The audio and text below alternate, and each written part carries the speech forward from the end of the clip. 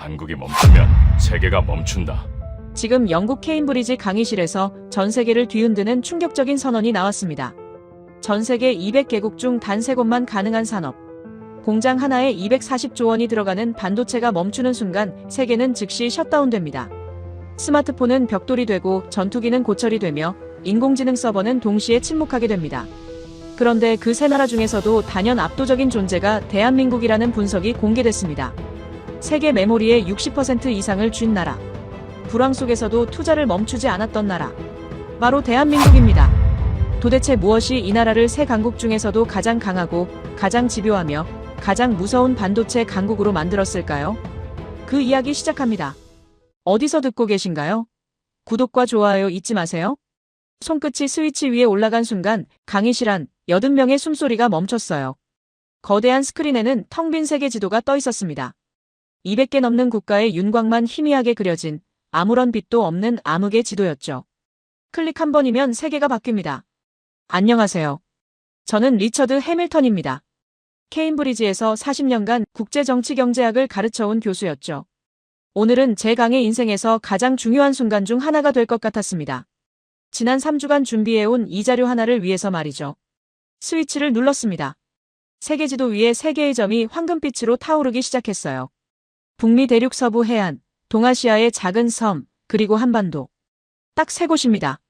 나머지 197개 국가는 여전히 암흑 속에 잠겨 있었죠. 강의실이 숨을 멈춘 듯 고요해졌습니다. 저는 천천히 교단을 가로질러 걸었습니다. 62년을 살아오면서 배운 게 있다면 침묵이야말로 가장 강력한 수사법이라는 것이었어요. 학생들의 눈빛이 혼란스러워지는 게 느껴졌습니다. 케임브리지에 입학한 수재들이었죠. 세계 각국에서 모인 자국의 우수성을 의심해 본 적 없는 젊은이들이었습니다. 여러분, 200개가 넘는 국가가 보이시나요? 저는 스크린을 가리키며 물었습니다. 하지만 제가 지금 전원을 끄면 어떻게 될까요? 다시 스위치에 손을 올렸습니다. 클릭 소리가 강의실에 울려 퍼졌어요. 지도 위에 세 점만 빛나고 있었습니다. 미국, 대만, 대한민국. 오직 이 세 나라만이 황금빛을 유지한 채 어둠 속에서 빛나고 있었죠. 석유가 없어도 차는 굴러갑니다. 제 목소리가 강의실 구석구석까지 퍼져나갔습니다. 밀이 없어도 빵은 만들 수 있어요. 철광석이 없어도 대체제가 있습니다. 하지만 이 세 나라가 멈추는 순간 인류의 21세기는 오늘부로 셧다운됩니다. 앞줄에 앉은 미국 학생 에단의 표정에 미묘한 미소가 번졌습니다. 당연하다는 듯한 얼굴이었죠. 실리콘밸리 벤처캐피털 집안 출신인 그에게 미국의 기술 패권은 공기처럼 자연스러운 것이었을 겁니다. 그 옆에 앉은 대만 학생 리는 노트북 화면에 뭔가를 타이핑하고 있었어요. TSMC의 파운드리 점유율 데이터를 확인하는 중이겠죠. 일본에서 온 사토는 팔짱을 낀 채 창밖을 바라보고 있었습니다. 1980년대 일본 반도체 황금기를 기억하는 세대의 자손이었어요. 저는 스크린 옆으로 걸어가 태극기가 빛나는 지점을 손으로 가리켰습니다. 그 중에서도 대한민국. 70년 전 이곳은 잿더미였습니다. 새로운 슬라이드가 나타났어요. 1953년 서울의 흑백 사진이었습니다. 폐허가 된 건물들, 천막 속에서 끼니를 해결하는 사람들, 맨발로 거리를 걷는 아이들. 강의실 여기저기서 작은 한숨 소리가 들렸죠. 유엔이 지정한 희망 없는 나라 1위였습니다. 제가 말을 이었습니다. 1인당 국민소득 67달러. 아프리카 최빈국보다 낮았어요. 기술도 없었고 자본도 없었으며 시장도 없었습니다. 당시 유엔 보고서는 이렇게 적었죠. 이 나라가 재건될 가능성은 없다고. 다음 슬라이드로 넘어갔습니다. 1983년 반도체 연구소 설립 현장 사진이었어요. 좁은 공간에 빽빽이 들어선 연구원들, 낡은 장비들, 그리고 벽에 붙은 태극기 하나. 그런 나라가 공장 하나 240조 원짜리 산업에 나라의 명운을 걸었습니다. 에단이 고개를 갸웃거렸습니다. 240조라는 숫자가 비현실적으로 느껴지는 모양이었죠. 리는 여전히 노트북 화면을 응시하고 있었고 사토는 팔짱을 더 단단히 끼었습니다. 저는 교탁으로 돌아와 학생들을 천천히 둘러봤습니다. 이 순간이 중요했어요. 40년간 산업 패권을 연구하면서 배운 가장 중요한 교훈 하나. 역사는 유리한 자가 아니라 절박한 자가 만든다는 것이었습니다. 제 목소리가 한층 낮아졌습니다. 왜 한국은 이토록 처절하게 강한 걸까요? 강의실이 다시 정적에 휩싸였어요. 누군가 펜을 떨어뜨리는 소리가 유난히 크게 들렸습니다. 저는 스크린을 향해 몸을 돌렸죠. 세 개의 황금빛 점이 여전히 어둠 속에서 빛나고 있었습니다. 오늘 우리가 함께 찾아갈 이야기입니다. 저는 학생들을 다시 바라봤습니다. 가장 불리했던 나라가 어떻게 세계 경제의 심장이 되었는지, 무에서 유를 창조한다는 게 얼마나 지독한 과정인지, 그리고 왜 어떤 국가는 위기 앞에서 도망치고 어떤 국가는 정면으로 돌진하는지 말이에요. 손을 들어 불을 켰습니다. 강의실이 환해졌죠. 학생들의 얼굴이 선명하게 보였습니다. 궁금증과 회의, 자부심과 불안이 뒤섞인 표정들이었어요. 좋습니다. 바로 이런 감정의 충돌이 배움의 시작이었으니까요. 다음 시간까지 각자 생각해 보시길 바랍니다. 저는 가방을 들며 말했습니다. 여러분 나라가 만약 잿더미에서 시작해야 한다면 어떤 산업에 목숨을 걸겠습니까? 그리고 그 선택을 끝까지 밀고 나갈 배짱이 있습니까? 에단이 노트에 뭔가를 적기 시작했습니다. 리는 노트북을 덮었어요. 사토는 여전히 팔짱을 끼고 있었지만 시선만큼은 칠판 위 태극기를 향해 있었습니다. 저는 강단을 내려오면서 속으로 미소 지었습니다. 씨앗은 뿌려졌어요. 이제 이 씨앗이 어떻게 자라나는지 지켜보면 되는 겁니다. 학생들이 강의실을 빠져나가는 동안 저는 스크린을 바라봤습니다. 세 개의 황금빛 점이 여전히 빛나고 있었죠. 다음 주에는 그 점들이 어떻게 켜졌는지, 그 뒤에 어떤 이야기가 숨어 있는지 하나씩 풀어낼 차례였습니다. 복도로 나서자 창밖으로 케임브리지의 오후 햇살이 쏟아져 들어왔어요. 가방 속 자료를 정리하며 걸었습니다. 다음 강의가 기다리고 있었죠. 일주일이 지났습니다. 지난 강의에서 뿌려둔 씨앗이 어떻게 자랐는지 확인할 시간이었어요. 강의실 분위기는 지난주와 사뭇 달랐습니다. 학생들 사이에서 웅성거림이 들렸고 몇몇은 노트북에 자료를 미리 준비해둔 모양이었죠. 특히 에다는 화면 가득 반도체 역사연표를 띄워놓고 있었습니다. 교수님, 현실적으로 말씀드리겠습니다. 에단이 자리에서 일어나 말했어요. 반도체는 미국이 발명했습니다. 1947년 벨련 고소의 트랜지스터부터 시작해서 집적회로, 마이크로 프로세서까지 전부 미국 기술 아닙니까? 한국은 그걸 제조만 한 거 아닌가요? 강의실이 술렁였습니다. 몇몇 학생들이 고개를 끄덕이는 게 보였어요. 에단의 논리는 명확했습니다. 발명이 곧 패권이라는 믿음이었죠. 그의 집안이 실리콘밸리에서 벤처캐피털을 운영한다는 걸 생각하면 당연한 시각이었어요. 저는 천천히 고개를 끄덕였습니다. 맞습니다. 미국은 발명했습니다. 에단의 얼굴에 만족스러운 표정이 번졌어요. 하지만 저는 말을 멈추지 않았습니다. 그런데 제조를 떠났습니다. 클릭 소리와 함께 새로운 슬라이드가 나타났어요. 2020년 팬데믹 시절 디트로이트 자동차 공장 사진이었습니다. 멈춰선 조립 라인, 텅 빈 주차장, 그리고 공장 문 앞에 붙은 무기한 생산 중단 공고. 에단의 미소가 조금씩 사라지기 시작했습니다. 저는 교단을 가로질러 걸으며 말을 이었어요. 2020년 미국 자동차 산업이 멈췄습니다. 반도체 부족 때문이었죠. 포드, GM, 크라이슬러가 공장 가동을 중단했어요. 이유가 뭐였을까요? 차 한 대에 들어가는 $300짜리 칩 때문이었습니다. $300가 $50,000짜리 차를 못 만들게 만들었어요. 다음 슬라이드로 넘어갔습니다. 펜타곤 회의 사진이었어요. 같은 시기 미국 국방부가 비상회의를 소집했습니다.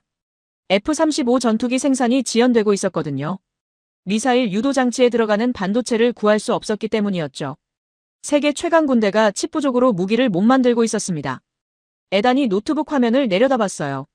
손가락이 키보드 위에서 멈춰 있었습니다. 저는 그의 반응을 확인하고 다시 스크린을 향해 몸을 돌렸습니다. 발명은 시작입니다. 제 목소리가 강의실에 울려 퍼졌어요. 하지만 제조를 포기한 순간 패권도 흔들립니다. 미국은 1990년대부터 팹리스 전략을 선택했죠. 설계는 우리가, 제조는 아시아가. 효율적으로 보였습니다.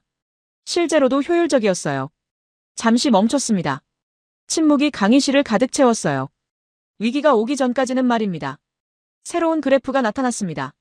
미국 반도체 제조 점유율 추이였어요. 1990년 37%에서 2020년 12%로 추락하는 선명한 하강 곡선이었습니다. 린이 손을 들었어요. 대만 학생이었죠. 그녀의 질문이 예상됐지만 일단 기회를 주었습니다. 교수님, 그래서 제조는 대만과 한국이 맡은 거 아닙니까? 분업이 효율적이라는 증거 아닌가요? 좋은 질문입니다. 저는 고개를 끄덕였어요. 하지만 여기 중요한 차이가 있습니다. 화면에 두 개의 타임라인이 나타났습니다. 왼쪽은 미국, 오른쪽은 한국이었어요. 미국은 선택했습니다. 제조를 포기하는 걸 말이에요. 이윤율이 낮았고 환경 규제가 까다로웠으며 인건비가 비쌌으니까요. 합리적인 판단이었습니다. 경영학적으로는 완벽했어요. 에단이 다시 고개를 들었습니다. 하지만 이번엔 반박하지 않았어요. 반면 한국은 선택의 여지가 없었습니다. 저는 오른쪽 타임라인을 가리켰습니다. 1983년 국민소득 2,000달러 시절에 반도체에 뛰어들었어요. 기술도 없었고 시장도 없었으며 자본도 부족했습니다. 그런데도 제조에 목숨을 걸었죠. 슬라이드가 바뀌었어요. 1980년대 한국 반도체 공장 건설 현장 사진이었습니다. 진흙탕에서 작업하는 인부들, 밤낮 없이 돌아가는 공사 현장, 그리고 태극기 하나가 바람에 펄럭이고 있었어요. 이들에게 제조는 선택이 아니라 생존이었습니다. 제 목소리가 한층 낮아졌어요. 석유 한 방울 나지 않는 나라가 살아남으려면 뭔가를 만들어야 했습니다. 그것도 세계 최고 수준으로 말이에요. 강의실이 조용해졌습니다. 에단의 팔짱이 풀렸어요. 처음으로 그가 펜을 집어들고 뭔가를 적기 시작했습니다. 저는 교탁으로 돌아와 학생들을 둘러봤어요. 발명과 제조는 다릅니다. 발명은 한 번의 천재성으로 가능하지만 제조는 1000번의 집요함을 요구하죠. 미국은 천재성을 선택했고 한국은 집요함을 선택했습니다. 아니, 정확히는 집요함밖에 선택지가 없었어요. 새로운 데이터가 화면에 떴습니다. 2020년 글로벌 반도체 제조 점유율이었어요. 때만 22%, 한국 21%, 미국 12%. 숫자는 명확했습니다. 그리고 그때 미국은 깨달았습니다. 저는 팬데믹 시절 빈 공장 사진을 다시 띄웠어요. 제조 없이는 안보도 없다는 걸 말입니다. 칩을 만들 수 없으면 전투기도, 미사일도, 심지어 자동차조차 만들 수 없다는 걸 깨달았죠. 에단이 손을 들었습니다. 이번엔 반박이 아니라 질문이었어요. 그럼 지금 미국이 다시 제조로 돌아오고 있다는 건가요? 저는 고개를 끄덕였습니다. 520억 달러를 쏟아붓고 있습니다. 반도체 공장을 미국 땅에 다시 짓기 위해서죠. 하지만 여기 문제가 있어요. 마지막 슬라이드가 나타났습니다. 숫자 하나가 화면을 가득 채웠어요. 40년. 제조 역량은 하루아침에 회복되지 않습니다. 미국이 잃어버린 40년의 노하우를 되찾으려면 얼마나 걸릴까요? 10년? 20년? 그동안 한국과 대만은 멈춰서 기다려줄까요? 강의실이 숨을 죽였습니다. 에단은 노트북 화면을 내리고 저를 바라봤어요. 처음으로 그의 눈빛에서 오만함이 사라지고 있었습니다. 저는 칠판에 간단한 도식을 그렸어요. 발명은 미국, 제조는 한국, 그리고 그 사이에 화살표를 그었습니다. 패권은 발명에서 제조로 이동했습니다. 그리고 이건 단순한 산업 문제가 아니에요. 국가 안보의 문제입니다. 경제 주권의 문제죠. 미국이 뒤늦게 깨달은 것을 한국은 1983년부터 알고 있었습니다. 교탁 위에 물컵을 들어 한 모금 마셨어요. 목이 말랐습니다. 하지만 아직 끝나지 않았어요. 그때 한국은 제조에 목숨을 걸고 있었습니다. 저는 마지막 문장을 천천히 말했습니다. 세계가 효율을 따질 때 그들은 생존을 걸었어요. 남들이 이윤을 계산할 때 그들은 구군을 걸었습니다. 에단이 고개를 숙였어요. 노트에 뭔가를 열심히 적고 있었습니다. 리는 노트북을 닫았고 사토는 여전히 팔짱을 끼고 있었지만 표정만큼은 진지해져 있었죠. 저는 시계를 봤습니다. 시간이 다 됐어요. 하지만 씨앗은 더 깊이 뿌려졌습니다. 미국의 발명이 위대하다는 건 모두가 알아요. 하지만 그 발명을 지켜내지 못한 것도 사실이었습니다. 다음 시간에는 일본 이야기를 하겠습니다. 저는 가방을 들며 말했어요. 1980년대 세계 점유율 80%를 차지했던 나라가 어떻게 무너졌는지 말이에요. 사토의 얼굴이 미묘하게 굳었습니다. 예상했던 반응이었죠. 저는 강단을 내려오면서 속으로 생각했어요. 오만은 하나씩 깨지고 있다고. 그리고 진실은 점점 선명해지고 있다고. 강의실 문을 열고 들어서는 순간 그의 시선이 느껴졌어요. 앞줄 한쪽 구석 항상 앉던 그 자리에 사토는 이미 와 있었습니다. 노트북도 켜지 않은 채 팔짱을 끼고 저를 바라보고 있었죠. 지난 시간 제가 예고했던 일본 이야기, 그가 어떤 반응을 보일지 이미 예상하고 있었습니다. 교탁에 가방을 내려놓고 스크린을 켰어요. 오늘의 첫 슬라이드가 천천히 나타났습니다. 1980년대 도쿄 아키하바라 전자상가 사진이었어요. 형형색색의 네온사인, 거리를 가득 메운 사람들, 그리고 소니, 도시바, NEC 간판들이 빛나고 있었습니다. 강의실이 조용해졌어요. 학생들의 시선이 스크린에 고정됐습니다. 저는 리모컨을 들고 다음 슬라이드로 넘겼죠. 그래프 하나가 화면을 채웠습니다. 1980년대 세계 반도체 시장 점유율, 일본이 정점을 찍던 그 순간이었어요. 1986년 세계 점유율 80%. 제가 숫자를 읽어 내려갔습니다. 미국을 제치고 세계 1위에 오른 나라 일본이었습니다. 사토의 어깨가 미세하게 펴지는 게 보였어요. 자부심이었죠. 당연한 반응이었습니다. 그의 할아버지 세대가 이룬 영광이었으니까요. 저는 잠시 말을 멈추고 강의실을 둘러봤습니다. 에다는 진지한 표정으로 노트에 뭔가를 적고 있었고 리는 노트북 화면을 응시하고 있었어요. 모두가 집중하고 있었습니다. 그때였습니다. 사토의 손이 조용히 올라갔어요. 저는 고개를 끄덕이며 그에게 발언 기회를 주었습니다. 예상했던 순간이었죠. 교수님. 사토가 자리에서 일어나 말했습니다. 1980년대 세계 반도체 산업을 일본이 지배한 건 사실입니다. 그의 목소리는 침착했어요. 한국이 그때 무엇을 하고 있었는지 아십니까? 일본 기업에서 기술을 배워가던 입장이었습니다. 강의실에 긴장감이 감돌았어요. 몇몇 학생들이 고개를 들어 사토를 바라봤습니다. 사토는 말을 이었어요. 삼성도 LG도 처음에는 일본 기술자들을 초빙해서 배웠습니다. 반도체 장비도 일본산을 썼고 핵심 부품도 일본에서 수입했죠. 결국 한국은 일본이 닦아놓은 길을 따라간 겁니다. 미소가 그의 입가에 살짝 번졌어요. 은근한 우월감이 묻어나는 표정이었습니다. 저는 천천히 고개를 끄덕였습니다. 맞습니다. 한국은 배웠습니다. 사토의 미소가 조금 더 확실해졌어요. 하지만 일본은 멈췄습니다. 제가 덧붙였습니다. 사토의 표정이 굳었어요. 강의실 분위기가 순간적으로 변했습니다. 저는 리모컨을 눌러 새로운 슬라이드를 띄웠어요. 1986년 반도체 가격 폭락 그래프였습니다. 256K D램 가격이 수직으로 떨어지는 선명한 곡선이었죠. 1986년 반도체 가격이 폭락했습니다. 제 목소리가 강의실에 울려 퍼졌어요. 256K D램 한 개 가격이 $30에서 $2로 떨어졌습니다. 93% 하락이었죠. 다음 슬라이드로 넘어갔습니다. 도쿄 본사 회의실 사진이었어요. 정장을 입은 임원들이 심각한 표정으로 앉아 있었습니다. 일본 기업들이 회의를 소집했습니다. 저는 화면을 가리키며 말했어요. NEC, 도시바, 히타치 모두 같은 결론을 내렸죠. 투자 중단. 가격이 이렇게 낮으면 수익이 안 난다고 판단했습니다. 사토가 손을 들었어요. 하지만 이번엔 제가 손을 들어 잠시 기다려달라는 신호를 보냈습니다. 아직 끝나지 않았으니까요. 합리적인 판단이었습니다. 저는 말을 이었습니다. 경영학적으로는 완벽했어요. 손실을 줄이고 자원을 재배치하며 다른 수익 사업에 집중하는 것. 도쿄대 경영대학원에서 가르치는 정석이었죠. 잠시 멈췄습니다. 침묵이 강의실을 채웠어요. 하지만 투자를 멈춘 순간 미래도 멈춥니다.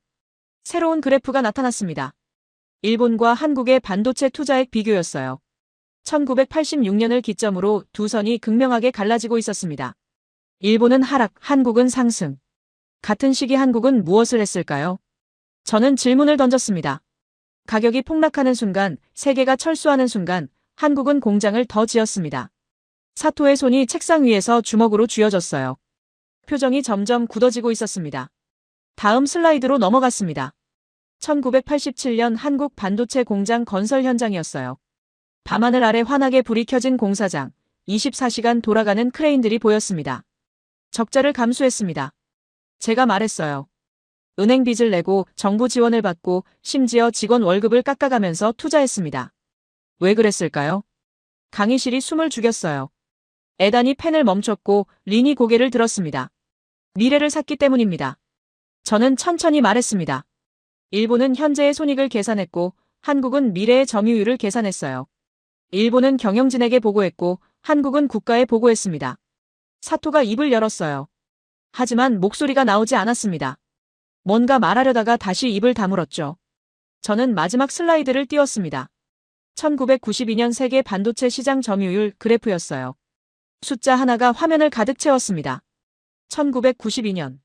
일본을 제치고 메모리 반도체 세계 1위에 오른 나라가 있었습니다. 잠시 멈췄어요. 강의실 전체가 숨을 죽이고 있었습니다. 대한민국이었습니다. 사토의 얼굴이 창백해졌어요. 팔짱이 풀렸고 손이 책상 위로 떨어졌습니다. 6년 만의 역전이었습니다. 저는 말을 이었어요. 1986년 80%를 자랑하던 일본이 30%로 떨어지고 10%도 안 되던 한국이 1위로 올라섰죠. 역사상 가장 극적인 추월이었습니다. 교탁으로 돌아와 물을 한 모금 마셨어요. 강의실은 여전히 조용했습니다. 사토 씨. 제가 그를 불렀습니다. 한국이 일본에게서 배운 건 맞습니다. 기술도 배웠고 공정도 배웠으며 시스템도 배웠어요. 하지만 한 가지 배우지 않은 게 있었습니다. 사토가 고개를 들어 저를 바라봤어요. 포기하는 법은 배우지 않았습니다. 그의 눈빛이 흔들렸습니다. 저는 칠판에 간단한 도식을 그렸어요. 일본, 합리적 철수. 한국, 비합리적 투자. 그리고 그 결과를 화살표로 연결했습니다. 일본은 옳았습니다. 저는 분필을 내려놓으며 말했어요. 단기적으로는 말이죠. 손실을 줄이고 자원을 아꼈으니까요. 하지만 산업에는 단기만 있는 게 아닙니다. 10년, 20년을 보는 눈이 필요해요. 다시 스크린을 향해 몸을 돌렸습니다. 1992년 그래프가 여전히 떠 있었어요. 한국은 10년을 봤습니다. 아니, 어쩌면 생존을 봤는지도 모르죠. 반도체가 아니면 다른 길이 없다고 판단한 나라였으니까요. 강의실 뒤쪽에서 누군가 한숨 쉬는 소리가 들렸습니다. 사토는 고개를 숙이고 있었어요. 노트에 뭔가를 적는 척했지만 펜은 움직이지 않았습니다. 저는 시계를 봤어요. 시간이 다 됐습니다. 다음 시간에는 대만 이야기를 하겠습니다. 저는 가방을 챙기며 말했어요. TSMC가 어떻게 파운드리 70%를 차지했는지, 그리고 그게 정말 끝난 게임인지 말이죠. 린의 눈빛이 반짝였습니다. 자신감이 넘치는 표정이었어요. 예상했던 반응이었습니다. 학생들이 하나둘 강의실을 빠져나갔어요. 사토는 한참 동안 자리에 앉아 있었습니다. 노트북을 닫지도 않은 채 멍하니 스크린을 바라보고 있었죠. 1992년 그 숫자가 아직 거기 떠 있었습니다. 저는 강단을 내려오면서 생각했어요. 오만은 또 하나 깨졌다고. 하지만 아직 끝이 아니었습니다. 대만의 자부심이 남아 있었으니까요. 강의실 문을 열자 린의 노트북 화면이 가장 먼저 눈에 들어왔습니다. TSMC 로고가 크게 떠 있었고 옆에는 각종 통계 자료들이 정리되어 있었어요. 지난 시간 제가 예고한 대만 이야기, 그녀는 이 순간을 기다려왔던 거예요. 자신감이 그녀의 표정 전체에서 빛나고 있었습니다. 교탁에 가방을 내려놓고 스크린을 켰습니다. 오늘의 첫 슬라이드가 천천히 나타났어요. 신주과학단지의 항공 사진이었습니다. 거대한 반도체 공장들이 빼곡히 들어선 모습, 그 중심에 TSMC 본사가 우뚝 서 있었죠. 강의실이 조용해졌습니다. 학생들의 시선이 일제히 스크린으로 향했어요. 저는 리모컨을 들고 화면을 바꿨습니다. 파운드리 시장 점유율 그래프가 나타났어요. TSMC의 점유율이 압도적으로 높았습니다. 파운드리 시장, 세계 점유율 70%. 제가 숫자를 읽었습니다. TSMC, 대만적 최전로 제조공사. 세계에서 가장 강력한 반도체 파운드리 기업이죠. 린의 어깨가 펴졌어요. 자부심이 역력했습니다. 당연한 반응이었죠. 대만 사람에게 TSMC는 단순한 기업이 아니라 국가의 자존심이었으니까요. 그때 린의 손이 올라갔습니다. 저는 예상했다는 듯 고개를 끄덕이며 그녀에게 발언권을 주었어요. 교수님. 린이 자리에서 일어나 단호하게 말했습니다. 파운드리 70%면 게임은 끝난 겁니다. 그녀의 목소리는 확신에 차 있었어요. 애플, 엔비디아, AMD, 퀄컴 모두 TSMC 없이는 칩을 만들 수 없습니다. 세계는 이미 대만 중심으로 돌아가고 있어요. 강의실에서 웅성거림이 일었습니다. 몇몇 학생들이 고개를 끄덕이는 게 보였어요. 린의 논리는 명확했습니다. 파운드리가 곧 미래라는 확신이었죠. 린은 계속 말했습니다. 한국은 메모리에 집중했지만 진짜 미래는 로직칩입니다. AI, 자율주행, 메타버스 전부 로직칩이 필요해요. 그리고 그 로직칩을 만드는 곳은 TSMC입니다. 데이터로 압도하려는 그녀의 전략이 선명했어요. 실제로 그녀가 말한 내용은 사실이었습니다. 저는 천천히 고개를 끄덕였습니다. 맞습니다. TSMC는 위대합니다. 린의 얼굴에 만족스러운 미소가 번졌어요. 하지만 저는 거기서 멈추지 않았습니다. 그런데 질문 하나 드리겠습니다. 린의 미소가 살짝 굳었어요. 로직칩이 작동하려면 무엇이 필요할까요? 제가 물었습니다. 린이 잠시 멈칫했습니다. 그녀의 눈빛이 흔들렸어요. 저는 리모컨을 눌러 새로운 슬라이드를 띄웠습니다. 반도체 구조도가 나타났어요. 프로세서 옆에 메모리가 연결된 그림이었습니다. 메모리입니다. 제 목소리가 강의실에 울려 퍼졌어요. 아무리 강력한 로직칩이 있어도 메모리 없이는 한 줄의 코드도 실행할 수 없습니다. 다음 슬라이드로 넘어갔습니다. 세계 메모리 시장 점유율 그래프였어요. 숫자 하나가 화면을 가득 채웠습니다. 디램 시장 점유율, 대한민국 70% 이상. 저는 천천히 읽어내려갔습니다. 낸드 플래시 메모리, 대한민국 60% 이상. 삼성전자와 SK하이닉스 두 회사가 세계 메모리 시장을 지배하고 있습니다. 린의 손이 노트북 키보드 위에서 멈췄어요. 표정이 점점 굳어지고 있었습니다. 저는 교단을 천천히 가로지르며 말을 이었습니다. 대만이 방패라면 한국은 심장입니다. 강의실이 숨을 죽였어요. 에단이 펜을 멈췄고 사토가 고개를 들었습니다. 칠판 앞으로 걸어가 분필을 집었어요. 간단한 도식을 그렸습니다. 한쪽에는 프로세서, 다른 쪽에는 메모리. 그리고 둘을 연결하는 선을 그었습니다. 여러분, 컴퓨터를 생각해보세요. 저는 학생들을 둘러보며 말했습니다. 아무리 빠른 CPU가 있어도 램이 없으면 부팅조차 안 됩니다. 스마트폰도 마찬가지예요. AI 서버도 자율주행차도 데이터 센터도 전부 메모리가 있어야 작동합니다. 린이 입술을 깨물었어요. 반박하고 싶었지만 할 말이 없는 표정이었습니다. 새로운 슬라이드를 띄웠습니다. 2021년 글로벌 반도체 대란 뉴스 기사들이었어요. 자동차 공장 가동 중단, 게임기 품귀 현상, 스마트폰 출시 연기. 2021년 반도체 대란을 기억하시나요? 제가 물었습니다. 무엇 때문에 대란이 일어났죠? TSMC가 멈춰서가 아닙니다. 메모리가 부족해서였어요. 다음 화면으로 넘어갔습니다. 삼성전자 화성 공장 사진이었어요. 밤하늘 아래 환하게 불을 밝힌 거대한 공장이었습니다. 디램 한 장 없으면 서버가 멈춥니다. 저는 말을 이었어요. 낸드 플래시 없으면 저장이 안 돼요. 클라우드도 AI도 빅데이터도 전부 메모리 위에서 돌아갑니다. 린의 눈빛이 흔들렸습니다. 노트북 화면을 내려다보고 있었지만 손가락은 움직이지 않았어요. 저는 칠판으로 돌아가 또 다른 그림을 그렸습니다. 인체 도식이었어요. 뇌와 심장을 표시했습니다. 대만은 뇌입니다. 제가 설명했습니다. 복잡한 연산을 처리하고 고도의 설계를 실현하며 최첨단 공정을 이끌어가죠. 위대합니다. 잠시 멈췄어요. 강의실 전체가 제 다음 말을 기다리고 있었습니다. 그러나 한국은 심장입니다. 제 목소리가 낮아졌어요. 심장이 멈추는 순간 아무리 뛰어난 뇌라도 작동하지 않습니다. 린의 손이 완전히 멈췄어요. 키보드에서 떨어져 무릎 위로 내려갔습니다. 마지막 슬라이드를 띄웠습니다. 글로벌 IT 기업들의 성명서였어요. 메모리 공급 안정화 요청, 한국 정부와의 협력 강화, 반도체 공급망 다변화 논의. 애플 CEO가 직접 한국에 왔습니다. 저는 화면을 가리켰어요. 메모리 공급을 부탁하러 말이죠. 구글도 마이크로소프트도 아마존도 마찬가지였습니다. 왜 그랬을까요? 강의실이 고요했습니다. 심장 없이는 살 수 없기 때문입니다. 린이 고개를 숙였어요. 자신감 넘치던 그 표정이 온데간데 없었습니다. 저는 교탁으로 돌아와 물을 한 모금 마셨습니다. 목이 말랐어요. 하지만 아직 할 말이 남아 있었습니다. 린 씨. 제가 그녀를 불렀습니다. TSMC는 정말 위대합니다. 3나노 공정, 2나노 개발, 세계 최고 수준의 기술력이죠.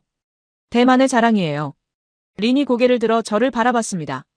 하지만 산업은 혼자 완성되지 않습니다. 저는 천천히 말했어요. 방패가 강력해도 심장이 약하면 전쟁에서 이길 수 없어요. 반대로 심장이 강해도 방패 없이는 위험합니다. 칠판에 적힌 인체 도식을 가리켰습니다. 대만과 한국 둘 다 필요합니다. 제가 설명했어요. 하지만 여기서 중요한 질문이 있습니다. 둘 중 하나가 멈춘다면 세계는 어느 쪽을 먼저 살릴까요? 린의 얼굴이 창백해졌어요. 메모리입니다. 저는 답을 제시했습니다. 왜냐하면 메모리 없이는 기존 시스템 전체가 멈추기 때문이에요. 로직칩은 신제품 출시가 지연될 수 있지만 메모리는 당장 오늘 돌아가는 모든 기기에 들어갑니다. 새로운 데이터를 화면에 띄웠어요. 메모리 수요 증가 추이였습니다. AI 시대에 접어들면서 급격히 상승하는 곡선이었어요. AI 시대가 오면 메모리 수요는 폭발합니다. 저는 그래프를 가리켰습니다. 챗GPT 하나 돌리는데 필요한 메모리가 얼마인지 아십니까? 구글 검색의 100배입니다. 린의 노트북 화면이 꺼졌어요. 그녀가 직접 덮어버린 거였습니다. 학생들 사이에서 웅성거림이 일었습니다. 누군가 가방 지퍼를 여는 소리, 노트를 덮는 소리가 들렸어요. 강의가 끝날 시간이었죠. 다음 시간에는 이야기의 시작으로 돌아가겠습니다. 저는 가방을 챙기며 말했습니다. 한국이 어떻게 무에서 시작했는지, 왜 이토록 강해질 수밖에 없었는지 말이에요. 학생들이 하나둘 자리에서 일어났습니다. 린은 한참 동안 그대로 앉아 있었어요. 멍하니 스크린을 바라보고 있었습니다. 메모리 점유율 70%라는 숫자가 아직 거기 떠 있었죠. 에단이 지나가며 린의 어깨를 툭 쳤습니다. 괜찮냐는 듯한 제스처였어요. 리는 작게 고개를 끄덕였지만 표정은 여전히 굳어 있었습니다. 저는 강단을 내려오면서 생각했어요. 세 나라의 오만함이 모두 깨졌다고. 미국의 발명 자부심, 일본의 과거 영광, 대만의 파운드리 독점. 이제 학생들은 준비가 됐습니다. 진짜 이야기를 들을 준비 말이에요. 복도로 나서니 햇살이 따스했습니다. 케임브리지의 봄 기운이었어요. 다음 강의 자료를 떠올렸습니다. 1983년 대한민국, 아무것도 없던 그 시작점. 학생들이 어떤 표정을 지을지 벌써 그려졌습니다. 린이 강의실 문을 나서며 저를 힐끗 봤어요. 눈빛에서 궁금증이 느껴졌습니다. 좋은 신호였죠. 오만함이 깨지고 나면 진짜 배움이 시작되니까요. 새로운 한 주가 시작됐습니다. 강의실로 들어서자 학생들의 눈빛이 달라져 있었어요. 지난 3번의 강의를 거치며 무언가 변했습니다. 에단의 오만함, 사토의 우월감, 린의 자신감이 모두 흔들린 뒤였죠. 이제 그들은 진짜 이야기를 들을 준비가 된 것 같았습니다. 교탁에 가방을 내려놓고 강의실을 둘러봤어요. 그리고 불을 껐습니다. 칠흑 같은 어둠이 강의실을 덮었어요. 학생들 사이에서 작은 웅성거림이 일었습니다. 예상하지 못한 상황이었죠. 저는 교탁 앞에 서서 어둠 속 학생들을 바라봤습니다.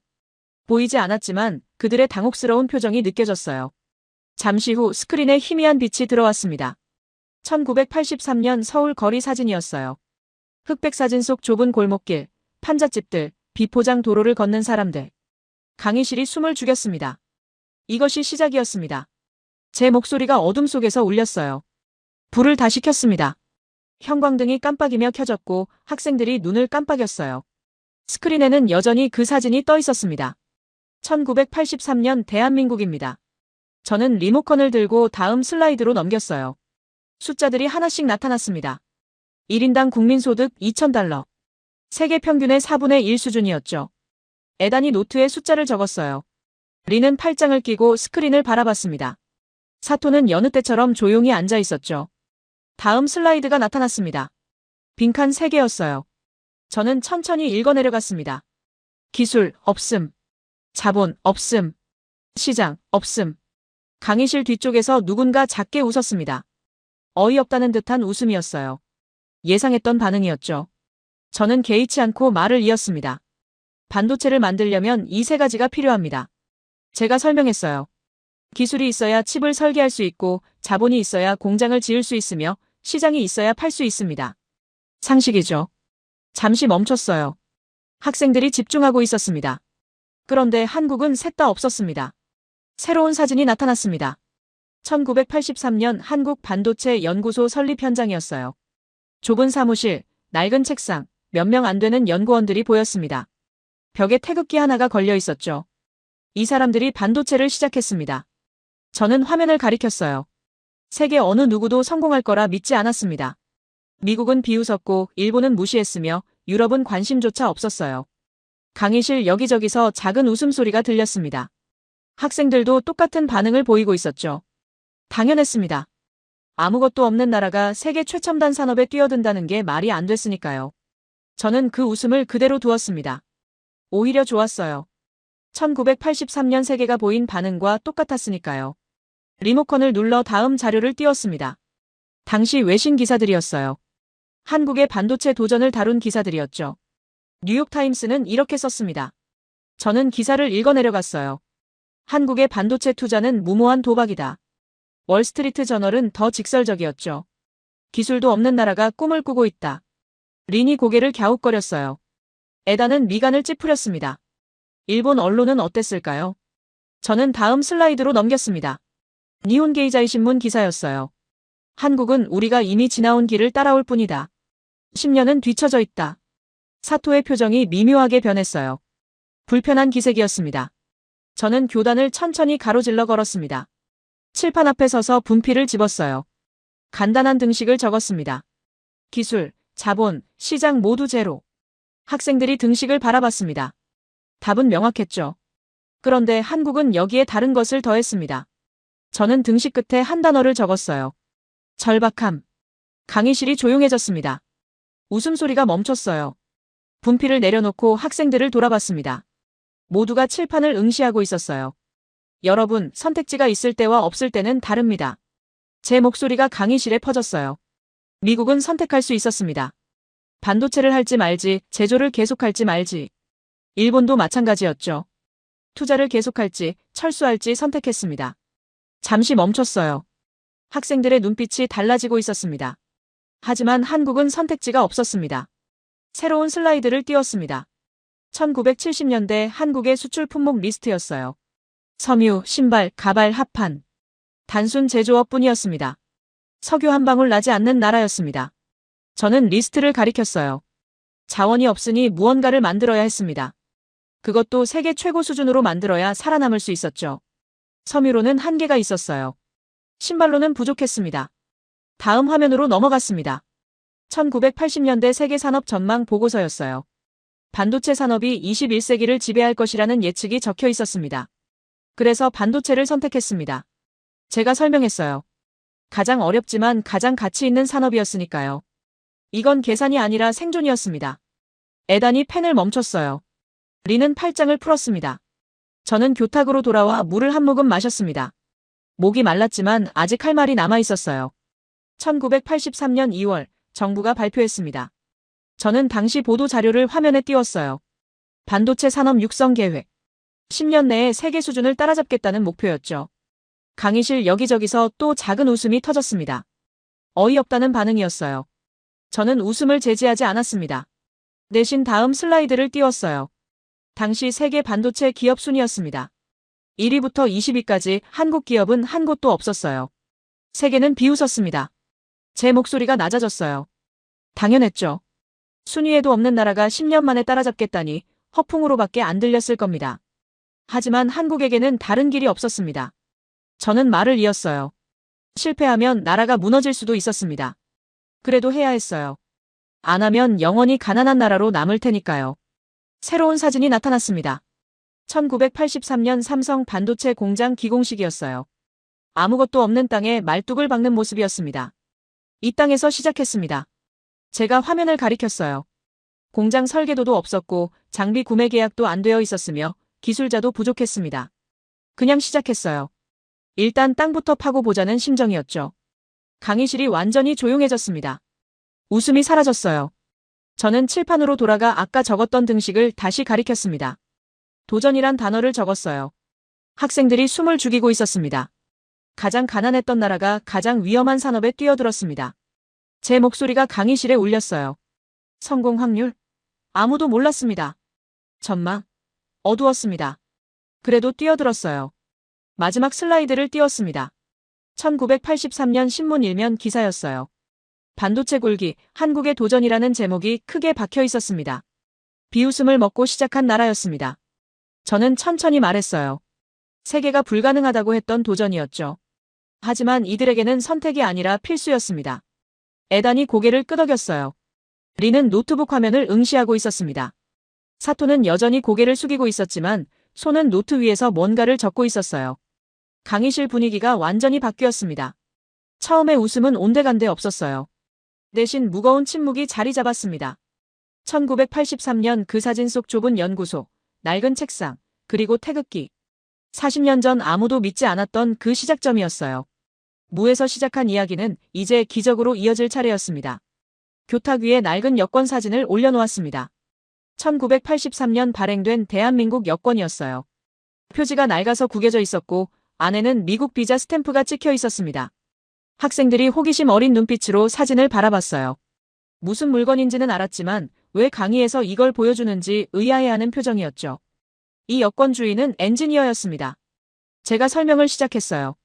1983년 가을 한국에서 미국으로 파견된 12명 중 한 명이었죠. 임무는 단순했습니다. 반도체 기술을 배워오는 것. 스크린에 흑백 사진이 떴습니다. 샌프란시스코 공항 입국장에서 찍은 사진이었어요. 30대 초반으로 보이는 남자들이 낡은 가방을 들고 서 있었습니다. 표정은 긴장되어 있었지만 눈빛만큼은 강렬했어요. 미국 반도체 회사와 기술 제휴 계약을 맺었습니다. 저는 말을 이었어요. 비용을 지불하고 기술을 배우기로 한 거죠. 12명의 엔지니어가 파견됐습니다. 기간은 6개월이었어요. 에단이 고개를 끄덕였습니다. 기술 이전 계약이라면 흔한 사례였으니까요. 린도 별 관심 없다는 표정이었어요. 하지만 저는 다음 슬라이드를 준비하고 있었습니다. 클릭 소리와 함께 화면이 바뀌었어요. 반도체 공장 내부 사진이었습니다. 거대한 장비들이 늘어선 클린룸이었죠. 하지만 사진 한쪽 구석에 한국 엔지니어들이 서 있었어요. 장비 가까이 가지 못하고 멀찌감치 서서 바라만 보고 있었습니다. 문제가 생겼습니다. 제 목소리가 낮아졌어요. 미국 측이 핵심 공정을 공개하지 않았습니다. 강의실이 술렁였습니다. 사토가 미간을 찌푸렸고 린이 노트북에서 손을 뗐어요. 계약서에는 기술 이전이라고 적혀 있었습니다. 저는 설명을 이었어요. 하지만 실제로는 달랐죠.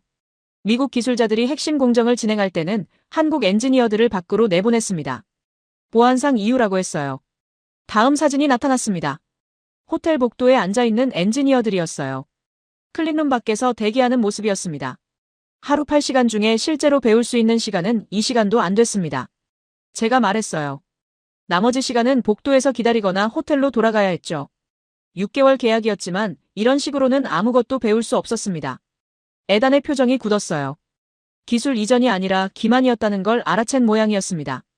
저는 교탁에서 물을 한 모금 마셨습니다. 그리고 다음 이야기를 준비했어요. 이제부터가 진짜였으니까요. 그래서 그들은 다른 방법을 찾았습니다. 새로운 슬라이드가 나타났습니다. 호텔방 사진이었어요. 좁은 방 안에 책상이 하나 있고 그 위에 공책과 펜이 놓여 있었습니다. 벽에는 손으로 그린 도면들이 빼곡히 붙어 있었죠. 밤마다 호텔방에 모였습니다. 제 목소리가 강의실에 울렸어요. 낮에 본 장비들을 기억해서 스케치했습니다. 배관 위치, 밸브 개수, 계기판 숫자까지 전부 기억해서 종이에 옮겼어요. 학생들이 숨을 죽였습니다. 린은 노트북에서 완전히 손을 떼고 스크린만 바라보고 있었어요. 클린룸에 들어갈 때마다 머릿속에 새겼습니다. 저는 계속 설명했어요. 사진 촬영은 금지였으니까요. 메모도 못했습니다. 보안 요원이 지켜보고 있었거든요. 그래서 눈으로 보고 머리로 외우고 밤에 재현했습니다. 다음 사진으로 넘어갔습니다. 공책에 빼곡히 적힌 메모와 도면들이었어요. 영어와 한글이 섞여 있었고 숫자와 화살표로 가득했습니다. 어떤 날은 새벽 3시까지 그렸습니다. 제가 말했어요. 기억이 흐려지기 전에 최대한 정확하게 옮겨야 했으니까요. 12명이 각자 본 것을 모았습니다. 퍼즐 조각처럼 맞춰나갔어요. 사토가 펜을 들고 뭔가를 적기 시작했습니다. 에다는 팔짱을 풀고 앞으로 몸을 숙였어요. 6개월이 지났습니다. 저는 타임라인을 화면에 띄웠어요. 계약 기간이 끝났지만 아직 배운 게 충분하지 않았습니다. 그래서 연장했어요. 3개월 더. 비용을 추가로 지불했죠. 그리고 그 3개월도 같은 방식으로 보냈습니다. 낮에는 제한된 정보만 받고 밤에는 호텔방에서 복원 작업을 계속했어요. 새로운 사진이 나타났습니다. 엔지니어들이 미국 공장 앞에서 찍은 사진이었어요. 9개월이 지난 시점이었습니다. 처음보다 훨씬 수척해진 얼굴들이었지만 눈빛만큼은 더 강렬했어요. 9개월 만에 한국으로 돌아왔습니다. 제가 설명했어요. 가방 안에는 공식 자료가 아니라 밤마다 그린 도면들이 들어있었습니다. 미국 회사가 가르쳐준 게 아니라 스스로 훔쳐온 지식이었어요. 강의실이 완전히 조용해졌습니다. 누군가 숨쉬는 소리조차 크게 들렸어요. 저는 리모컨을 들고 다음 화면으로 넘겼습니다. 한국 공장 건설 현장 사진이었어요. 엔지니어들이 도면을 펼쳐놓고 논의하는 모습이었습니다. 그리고 재현하기 시작했습니다. 제 목소리가 떨렸어요. 감정이 묻어났습니다. 기억해온 장비 배치, 공정 순서, 온도와 압력 수치를 하나씩 적용했습니다. 실패했어요. 다시 시도했습니다. 또 실패했죠. 그래도 멈추지 않았습니다. 다음 슬라이드는 그래프였어요. 수율 곡선이었습니다. 처음엔 10%도 안 됐지만 점차 올라가는 모습이었죠. 1년이 더 걸렸습니다. 저는 그래프를 가리켰어요. 미국에서 9개월, 한국에서 1년. 총 1년 10개월 만에 64K 디램 양산에 성공했습니다. 에단이 손을 들었어요. 제가 고개를 끄덕이자 그가 물었습니다. 교수님, 그게 얼마나 대단한 건가요? 좋은 질문입니다. 저는 새로운 데이터를 띄웠어요. 각국의 기술 개발 소요 시간이었습니다. 미국은 이 기술을 개발하는 데 15년 걸렸습니다. 제가 설명했어요. 일본은 미국에서 배워서 10년 걸렸죠. 유럽은 12년이 걸렸습니다. 숫자 하나가 화면 중앙에 크게 떴습니다. 1년 10개월. 한국은 1년 10개월 만에 따라잡았습니다. 강의실 전체가 숨을 멈췄어요. 린의 입이 살짝 벌어졌습니다. 사토는 펜을 놓았어요. 저는 칠판으로 걸어가 분필을 집었습니다. 간단한 비교표를 그렸어요. 미국 15년, 일본 10년, 유럽 12년. 한국 1년 10개월. 이건 기술 이전이 아니었습니다. 제 목소리가 강의실에 퍼졌어요. 정식 교육도 아니었습니다. 이건 지독한 학습이었어요. 분필을 내려놓고 학생들을 돌아봤습니다. 모두가 저를 응시하고 있었어요. 남들이 20년 걸린 길을 2년도 안 되는 시간에 달려갔습니다. 저는 천천히 말했어요. 어떻게 가능했을까요? 머리가 좋아서? 아닙니다. 자본이 많아서? 그것도 아니에요. 잠시 멈췄습니다. 침묵이 강의실을 채웠어요. 절박했기 때문입니다. 마지막 슬라이드를 띄웠습니다. 1985년 첫 양산 제품 출하식 사진이었어요. 엔지니어들이 작은 칩을 들고 환하게 웃고 있었습니다. 1년 10개월의 여정이 끝난 순간이었죠. 이들에게 실패는 선택지가 아니었습니다. 제가 말했어요. 실패하면 나라가 무너질 수도 있었습니다. 그래서 밤을 새웠고 기억을 짜냈으며 실패를 반복했어요. 포기하지 않았습니다. 에단이 고개를 숙이고 노트에 뭔가를 적었습니다. 리는 눈을 감았다가 천천히 떴어요. 사토는 팔짱을 풀고 책상에 손을 올려놓았습니다. 교실 뒤쪽에서 누군가 한숨을 쉬는 소리가 들렸어요. 감탄의 한숨이었습니다. 저는 여권 사진을 다시 집어들었습니다. 이 여권 주인은 지금 어디 있을까요? 제가 물었어요. 은퇴했습니다. 하지만 그가 배워온 기술은 지금도 한국 반도체 산업의 기반이 되고 있어요. 학생들 사이에서 작은 박수 소리가 터졌습니다. 자발적인 박수였어요. 에단이 시작했고 린이 따라했으며 사토도 조용히 손뼉을 쳤습니다. 박수가 잦아들고 강의실이 다시 조용해졌습니다. 저는 여권 사진을 가방에 넣으며 말했어요. 다음 시간에는 진짜 전쟁 이야기를 하겠습니다. 1980년대 후반 반도체 가격이 폭락했을 때의 이야기죠. 세계가 도망칠 때 한국이 무엇을 했는지 말입니다. 학생들이 천천히 자리를 정리하기 시작했어요. 하지만 서두르는 사람은 없었습니다. 오늘 들은 이야기가 아직 머릿속에 남아있는 듯 했죠. 1년 10개월의 기적 다음에는 10년의 인내가 기다리고 있었습니다. 칠판에 숫자 하나를 크게 적었습니다. $30. 학생들이 강의실로 들어오면서 칠판을 봤어요. 궁금한 표정들이었습니다. 무슨 숫자인지 모르겠다는 얼굴이었죠. 모두가 자리에 앉을 때까지 저는 아무 말도 하지 않았습니다. 침묵 속에서 긴장감이 쌓여갔어요. 마지막 학생이 자리에 앉았습니다. 저는 분필을 다시 집어들고 $30 옆에 화살표를 그었어요. 그리고 새로운 숫자를 적었습니다. $1. 1986년입니다. 제가 입을 열었어요. 256K 디램 가격이 이렇게 움직였습니다. 에단이 눈을 크게 떴어요. 리는 즉시 노트북을 열어 뭔가를 검색하기 시작했습니다. 사토는 팔짱을 끼고 칠판을 응시했죠.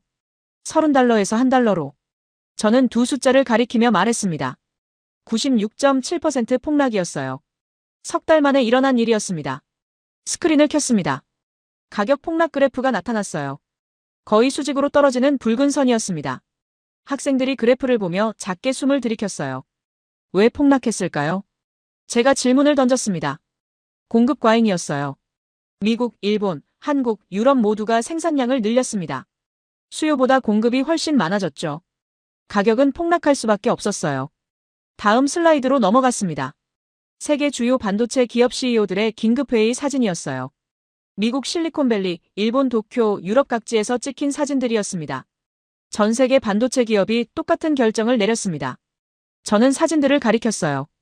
투자 중단, 공장 가동 축소, 인력 감축. 합리적인 판단이었죠. 손해를 줄여야 했으니까요. 새로운 데이터가 화면에 떴습니다. 1986년부터 1989년까지 세계 반도체 투자액 추이였어요. 미국, 일본, 유럽 모두 급격히 하락하는 곡선을 그리고 있었습니다. 인텔이 공장 두 곳을 닫았습니다. 제가 설명했어요. 모토로라가 생산 라인을 폐쇄했죠. 일본의 NEC, 도시바, 히타치 모두 신규 투자를 동결했습니다. 유럽의 필립스와 지멘스도 마찬가지였어요. 사토가 고개를 끄덕였습니다. 당연한 선택이라는 표정이었어요. 경영학 교과서에 나오는 정석입니다. 저는 칠판을 가리켰습니다. 수익성이 없으면 철수하는 게 맞아요. 손실을 최소화하고 자원을 재배치하며 다시 기회를 기다리는 것. 합리적이죠. 잠시 멈췄습니다. 학생들이 집중하고 있었어요. 그런데 한 나라만 달랐습니다. 새로운 그래프를 띄웠습니다. 같은 기간 한국의 반도체 투자액이었어요. 세계가 하락하는 동안 한국만 급격히 상승하는 곡선을 그리고 있었습니다. 강의실이 술렁였어요. 에단이 화면을 뚫어지게 바라봤고 리는 타이핑을 멈췄습니다. 모두가 도망칠 때 한국은 공장을 더 지었습니다. 제 목소리가 강의실에 퍼졌어요. 다음 슬라이드는 1987년 삼성 반도체 공장 증설 현장 사진이었습니다. 밤낮 없이 돌아가는 공사 현장, 크레인들이 불을 밝힌 모습이었어요. 1987년 삼성이 새 공장 건설을 발표했습니다. 저는 사진을 가리켰어요. 세계가 충격을 받았습니다. 미친 짓이라고 했죠. 가격이 바닥인데 왜 투자를 늘리냐고 물었어요. 린이 손을 들었습니다. 저는 고개를 끄덕이며 발언권을 줬어요. 교수님, 그건 정말 비합리적인 것 아닙니까? 린이 물었습니다. 손해를 감수하면서까지 투자한다는 게 경영학적으로 말이 안 됩니다. 좋은 지적입니다. 저는 인정했어요. 경영학적으로는 틀렸습니다. 린이 만족스러운 표정을 지었어요. 하지만 저는 계속 말했습니다. 그런데 국가 전략으로는 옳았습니다. 린의 표정이 굳었어요. 칠판으로 걸어가 새로운 그림을 그렸습니다. 두 개의 원이었어요. 하나는 기업, 하나는 국가라고 적었습니다. 기업은 분기 실적을 봅니다. 저는 기업원을 가리켰어요. 올해 손해보면 투자를 줄여야 해요. 주주들에게 설명해야 하니까요. 국가는 10년을 봅니다. 국가원을 가리켰습니다. 올해 손해봐도 10년 후 이기면 됩니다. 산업 전체를 책임져야 하니까요. 에단이 펜을 들고 뭔가를 적기 시작했어요. 저는 다시 스크린으로 돌아갔습니다. 새로운 데이터를 띄웠어요. 1987년 한국 반도체 기업들의 재무제표였습니다. 빨간 숫자가 가득했어요. 적자였습니다. 1987년 한 해 동안 삼성전자 반도체 부문이 입은 손실입니다. 저는 숫자를 읽었어요. 수천억 원이었습니다. LG도 마찬가지였죠. 엄청난 적자였어요. 그런데도 투자를 멈추지 않았습니다. 계속 설명했습니다. 은행에서 돈을 빌렸어요. 정부가 지원했습니다. 직원 월급을 깎았죠. 그래도 공장은 돌렸습니다. 사토가 고개를 저었어요. 이해할 수 없다는 표정이었습니다. 왜 그랬을까요? 제가 물었습니다. 미쳤기 때문일까요? 아닙니다. 칠판에 새로운 단어를 적었습니다. 치킨 게임. 학생들이 그 단어를 바라봤어요. 누가 먼저 포기하는지 보는 게임이었습니다. 저는 설명했어요. 한국은 알고 있었습니다. 세계가 철수하면 시장이 비어요. 그 자리를 차지하는 자가 다음 패권을 잡는다는 걸 말이죠. 다음 슬라이드를 띄웠습니다. 1990년 반도체 시장 점유율 그래프였어요. 한국이 급격히 상승하고 미국과 유럽이 하락하는 모습이었습니다. 3년을 버텼습니다. 제가 말했어요. 1986년부터 1989년까지 적자를 보면서 투자를 계속했습니다. 세계는 기다렸죠. 한국이 언제 무너질지 말이에요. 강의실이 고요했습니다. 숨소리조차 들리지 않았어요. 그런데 무너진 건 한국이 아니었습니다. 새로운 슬라이드가 나타났습니다. 1990년 시장 가격 회복 그래프였어요. $1였던 가격이 다시 올라가기 시작했습니다. 1990년 가격이 반등했습니다. 저는 그래프를 가리켰어요. 수요가 회복됐거든요. PC 보급이 확대되면서 메모리 수요가 폭발했습니다. 다음 화면으로 넘어갔습니다. 세계 반도체 기업들의 긴급회의 사진이었어요. 하지만 이번엔 분위기가 달랐습니다. 당황한 표정들이었죠. 미국과 유럽 기업들이 다시 투자하려 했습니다. 저는 설명했어요. 하지만 늦었습니다. 공장을 닫았던 곳은 다시 짓는데 2년 이상 걸렸어요. 인력을 해고했던 곳은 기술자를 구할 수 없었습니다. 그리고 그 빈자리를 누가 채웠을까요? 마지막 슬라이드를 띄웠습니다. 1992년 세계 메모리 반도체 점유율이었어요. 대한민국이 1위였습니다. 한국이었습니다. 에단이 숨을 크게 내쉬었어요. 리는 노트북을 덮었습니다. 사토는 팔짱을 풀고 책상에 손을 올려놓았어요. 저는 칠판으로 돌아가 처음 적었던 숫자들을 가리켰습니다. $30, $1. 이건 계산이 아니라 배짱이었습니다. 제 목소리가 떨렸어요. 경영학 교과서에는 없는 전략이었죠. 손해를 보면서도 멈추지 않는 것. 세계가 비웃어도 믿는 것. 무너질 것 같아도 버티는 것. 잠시 멈췄습니다. 학생들 모두가 저를 바라보고 있었어요. 합리적이었습니까? 아닙니다. 저는 천천히 말했어요. 그런데 이겼습니다. 강의실이 무거운 침묵에 잠겼습니다. 저는 분필을 내려놓고 교탁으로 걸어갔어요. 다음 시간이 마지막입니다. 제가 말했어요. 우리가 지금까지 본 모든 이야기를 정리하겠습니다. 왜 한국의 이야기가 미국, 일본, 대만보다 더 극적인지 말이죠. 에단이 강의실을 나가며 저를 봤습니다. 교수님, 한 가지 여쭤봐도 될까요? 그가 물었어요. 물론입니다. 만약 한국이 졌다면 어떻게 됐을까요? 저는 잠시 생각했습니다. 그리고 대답했어요. 나라가 무너졌을 겁니다. 그래서 질 수가 없었던 거예요. 에단이 고개를 끄덕이고 나갔습니다. 혼자 남은 강의실에서 칠판을 바라봤습니다. $30에서 $1로 떨어진 화살표, 그리고 치킨 게임이라는 단어. 세계 경제사에서 가장 극적인 도박 중 하나였어요. 칠판을 지우고 강의실을 나섰습니다. 복도 창밖으로 저녁 노을이 보였어요. 마지막 강의 자료가 머릿속에 완성되어 있었습니다. 미국의 발명, 대만의 집중, 일본의 과거, 그리고 한국의 불굴. 학생들이 어떤 표정으로 듣게 될지 상상이 됐습니다. 8주간의 여정이 내일 끝납니다. 하지만 학생들의 머릿속에는 영원히 남을 이야기였어요. 복도를 걸으며 생각했습니다. 진실은 결국 스스로를 증명한다고. 그리고 한국의 이야기는 그 완벽한 증거라고. 마지막 강의실은 특별히 조용했습니다. 학생들이 평소보다 일찍 와 있었어요. 에단은 노트를 펼쳐놓고 지난 7주간의 필기를 정리하고 있었습니다. 리는 노트북을 켰지만 아무것도 타이핑하지 않고 빈 화면만 바라보고 있었죠. 사토는 창밖을 응시하고 있었어요. 8주간의 여정이 오늘 끝난다는 걸 모두가 알고 있었습니다. 저는 교탁에 가방을 내려놓고 칠판을 바라봤습니다. 깨끗이 지워진 칠판이었어요. 오늘은 특별한 시각자료 없이 시작하려 했습니다. 분필 하나면 충분했으니까요. 칠판 앞으로 걸어가 분필을 집었습니다. 그리고 천천히 3개의 단어를 적었어요. 미국, 대만, 한국. 학생들의 시선이 칠판에 고정됐습니다. 강의실이 숨을 죽였어요. 8주 동안 우리는 함께 여행했습니다. 제 목소리가 강의실에 퍼졌어요. 세 나라의 이야기를 들었죠. 3가지 다른 길을 봤습니다. 미국 옆에 새로운 단어를 적었습니다. 말명. 미국은 발명했습니다. 저는 천천히 말했어요. 트랜지스터, 집적회로, 마이크로프로세서 모두 미국에서 시작됐죠. 위대합니다. 천재성이 세상을 바꿨어요. 에단이 고개를 끄덕였습니다. 하지만 예전처럼 우쭐한 표정은 아니었어요. 대만 옆에 다른 단어를 적었습니다. 집중. 대만은 집중했습니다. 계속 설명했습니다. 파운드리 하나에 모든 것을 걸었어요. TSMC는 세계 최고 수준입니다. 3나노, 2나노 공정을 선도하고 있죠. 전략이 명확했습니다. 린이 노트북 화면을 내려다봤어요. 표정이 복잡했습니다. 한국 옆에 마지막 단어를 적었습니다. 불굴. 잠시 멈췄습니다. 칠판에 적힌 3단어를 바라봤어요. 발명, 집중, 불굴. 학생들도 같은 단어들을 응시하고 있었습니다. 한국은 불굴이었습니다. 제가 말했어요. 아무것도 없는 상태에서 시작했죠. 기술도 자본도 시장도 없었습니다. 세계가 비웃었어요. 그런데도 멈추지 않았습니다. 칠판 옆 여백에 새로운 그림을 그리기 시작했습니다. 3개의 출발선이었어요. 하나는 앞쪽, 하나는 중간, 하나는 한참 뒤였습니다. 미국은 가장 앞에서 시작했습니다. 저는 앞쪽 선을 가리켰어요. 기술도 있고 자본도 있으며 시장도 있었죠. 유리했습니다. 대만은 중간에서 시작했습니다.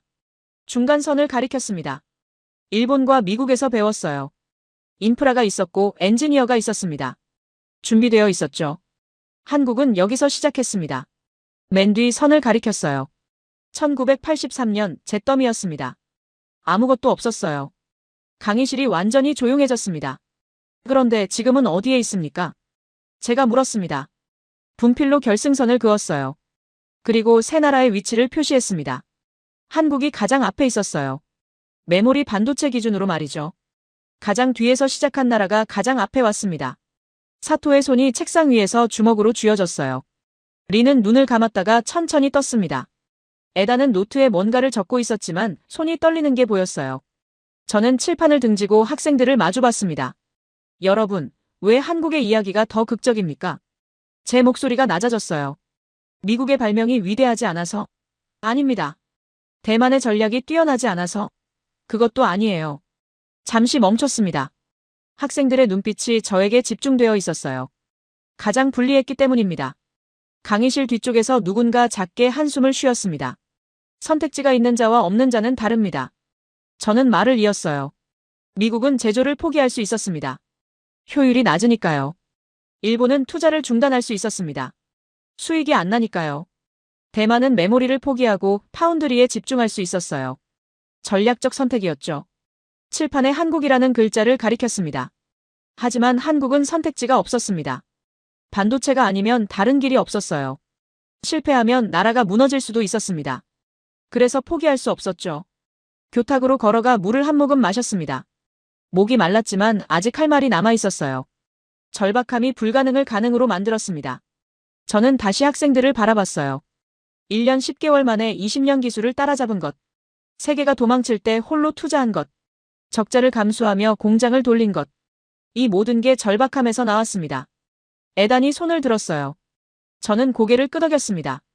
교수님. 에단이 일어서서 말했어요. 그럼 결국 한국이 가장 강한 이유는 가장 약했기 때문이라는 말씀입니까? 정확합니다. 제가 대답했어요. 역설이죠. 하지만 역사는 종종 역설로 쓰입니다. 에단이 천천히 앉았어요. 펜을 들고 노트에 뭔가를 적었습니다. 저는 다시 칠판으로 돌아갔습니다. 새로운 문장을 적었어요. 석유 한 방울 없는 나라가 세계 경제의 심장이 되었습니다. 기적입니까? 제가 물었어요. 아니면 필연입니까? 아무도 대답하지 않았습니다. 대답할 필요가 없었어요. 8주간의 강의가 이미 답을 보여줬으니까요. 분필을 내려놓고 학생들을 천천히 둘러봤습니다. 에단의 팔짱이 풀려 있었어요. 처음 강의 때 그랬던 오만한 자세는 온데간데 없었습니다. 대신 진지하게 노트를 보고 있었죠. 리는 고개를 숙이고 있었습니다. 노트북 화면이 꺼져 있었어요. 손은 무릎 위에 가지런히 놓여 있었습니다. 사토는 말을 잃은 듯 했어요. 입술을 꼭 다문 채 칠판만 바라보고 있었습니다. 1980년대 일본의 영광이 떠올랐을까요? 아니면 그 영광을 지키지 못한 아쉬움이었을까요? 저는 마지막 질문을 꺼냈습니다. 여러분. 제 목소리가 강의실 구석구석까지 퍼졌어요. 기적은 우연입니까? 아니면 집념입니까? 침묵이 흘렀습니다. 긴 침묵이었어요. 누구도 쉽게 대답하지 못했습니다. 그때 뒤쪽에서 조용한 목소리가 들렸습니다. 처음 듣는 학생이었어요. 집념입니다. 그 학생이 말했어요. 8주 동안 들은 이야기가 모두 집념이었습니다.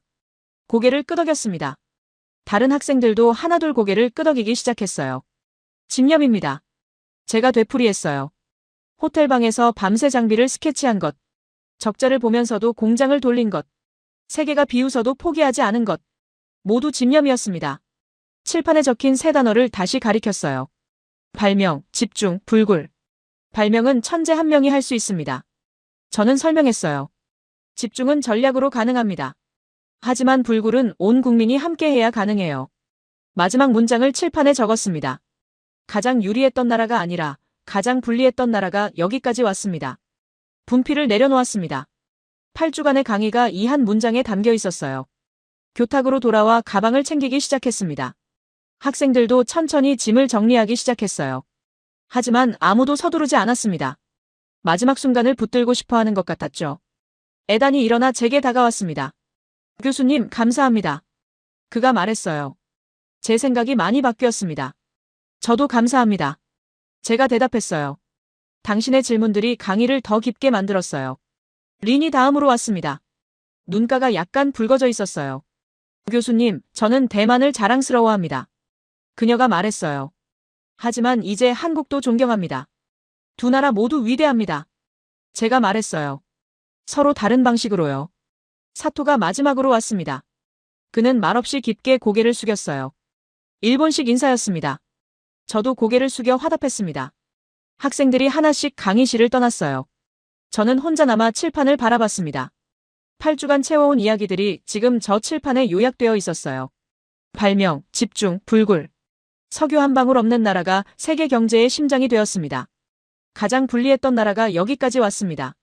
칠판을 지우지 않았습니다. 다음 강의까지 그대로 두기로 했어요. 다른 학생들도 이 문장을 볼 자격이 있었으니까요. 강의실 불을 끄고 문을 나섰습니다. 복도 창밖으로 케임브리지의 봄 햇살이 쏟아져 들어왔어요. 따스했습니다. 62년을 살면서 확신하게 된 게 있습니다. 진실은 결국 스스로를 증명한다는 것이에요. 한국의 이야기는 그 완벽한 증거였습니다. 복도를 걸으며 생각했어요. 8주 전 에단, 린, 사토의 오만한 눈빛을. 그리고 오늘 그들의 변화한 모습을. 배움이란 이런 것이라고. 자신의 확신이 깨지는 과정을 겪는 것이라고. 교수 연구실로 돌아왔습니다. 책상 위에 다음 학기 강의 계획서가 놓여 있었어요. 새로운 주제, 새로운 학생들이 기다리고 있었습니다. 하지만 이번 학기 강의는 특별할 것 같았어요. 에단, 린, 사토. 그들은 분명 변했습니다. 그리고 그 변화는 평생 남을 거예요. 창밖을 바라봤습니다. 케임브리지의 오후였어요. 어디선가 학생들이 토론하는 소리가 들렸습니다. 배움이 계속되고 있었죠. 책상 서랍을 열어 낡은 여권 사진을 꺼냈습니다. 1983년 미국으로 떠났던 엔지니어의 여권. 40년이 지났지만 여전히 생생한 이야기였어요. 여권을 다시 서랍에 넣으며 속으로 중얼거렸습니다. 기적은 집념이다. 그리고 한국은 그 살아있는 증거다. 연구실 문을 닫고 복도로 나섰습니다. 8주간의 여정이 끝났어요.